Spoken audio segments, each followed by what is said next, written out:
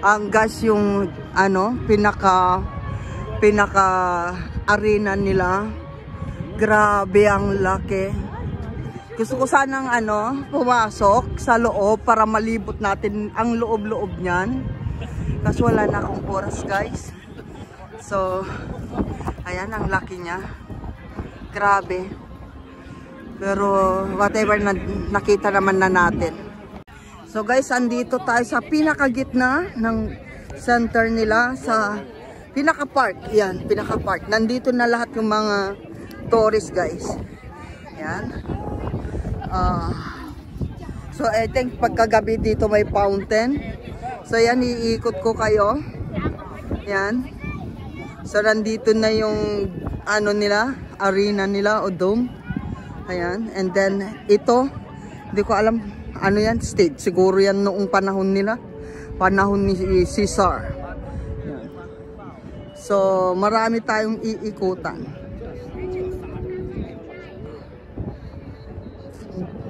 Ito guys, hindi ko alam kung ano, kung alam nyong basahin yan. Frederick Kibile MBS the third is TB Jew. Ayan. Ayan guys, basahin nyo. Ayan, ulitin natin guys. Ayan, Frederick is, ayan. Hindi ko alam kung stage ba nila yan. So, ayan guys, dalawa pala yung klase ng ano noon sa ano yung mga taga-German. Ayan. So, doon, nakita nyo doon sa taas. Ayan. Kasi dito, parang stage nila, tapos arena na dyan, di ba? Tapos, doon, parang yung sindihan ng torch. Ayan. Pag may laban-laban, boom! Ganun. Nagpinto pa si Lintik. So, ayan guys, nakakatuwa lang, no? 30 minutes lang ako rito, pero naka-video na ako ng marami.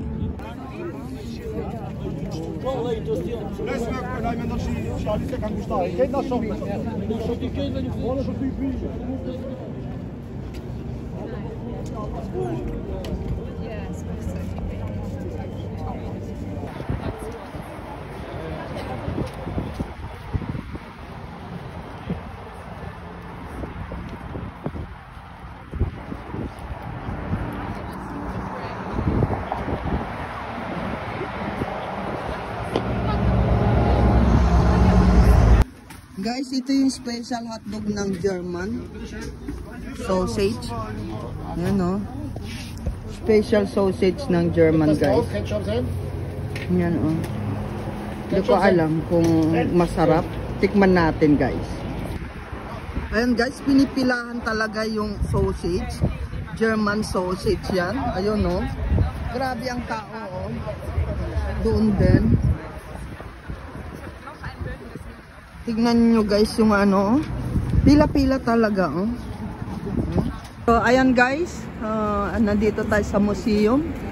So nandito rin yung pinaka-history niya, 1849 to 1848 to 1849. Ayan, ganyan pala itsura mga tao dati guys.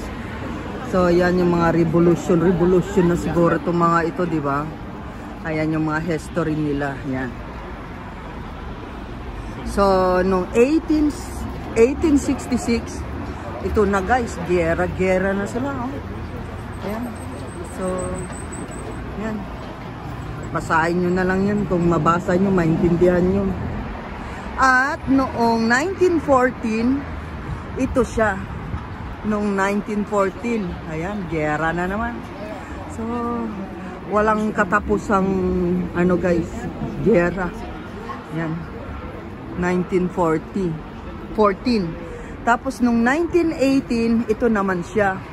Ayan. Aha. So, yan, wala tayong oras magano. So, yan yung mga history nila dito sa museum na to. Naging museum na to. Ang laki-laki ng museum na to, guys. So, nung 1929, ganyan, kalupit ang nangyari dito. Yan, guys. 1929. So, yan, lakihan natin. Yan. So, ayan guys, ito yung museum. Ang tataas kasi guys. So, hindi natin maanuhan ng video kasi ang dami pang taong maanuhan. Ayan. So, may entrance din, income doon banda. So, yun. Nung 1933, ito na siya guys. Bali si, ano na ito, si lolo ko na yun, yung may balbas sa gitna ng ano niya at so 1933 yan. Yan. Yan na yung history ni lolo ko. Ayan. Ayan. Tapos nung 1945, ito na siya. Yan, gera-gera na ito na.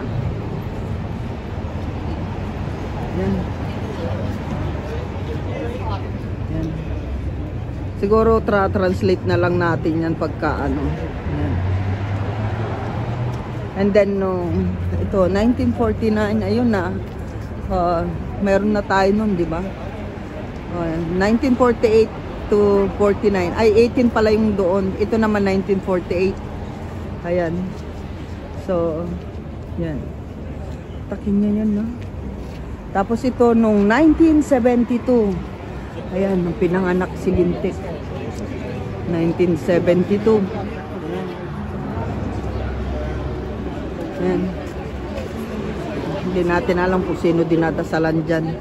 Kasi hindi ako nagbabasa guys. Tapos nung 1989, ito na siya. There the wall was also large. It's like an anti-tank option. Yes. And there you still see the Gardens of Victory with all the eagle and the Iron Cross, as I showed you. Okay, and then we are standing here in front of the German Historical Museum. Hindi ko alam kung anong ibig sabihin nito guys. Yan, hindi naman siya Buddha, parang nanay na ano, may anak. Tapos dito sa taas may bilog. Parang ito yata yung ano guys, yung mga pinarusahang tao noon. Dito sila. Miskin Manson. Yan. Yung mga tao dito guys na ano, na dito yung kay panahon ni ano, yung lolo ko. Dito diyan siguro sumasabay yung gas. Tapos dito yung mga tao. Ito na yan guys.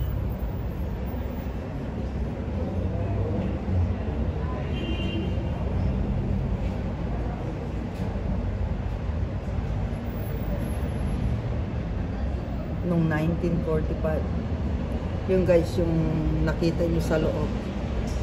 Ayan. So guys, ang liit lang. Sa lahat ng building dito, napakaliit ng lugar na to. So pumasok tayo. So meron doon parang Dutch. Tanungan ko na ano, dyan pala yung mga inosente. Dyan pinagpapatay lalo ng mga Jews. Sabi ko na nga, baka pala parang walang gustong pumasok dyan.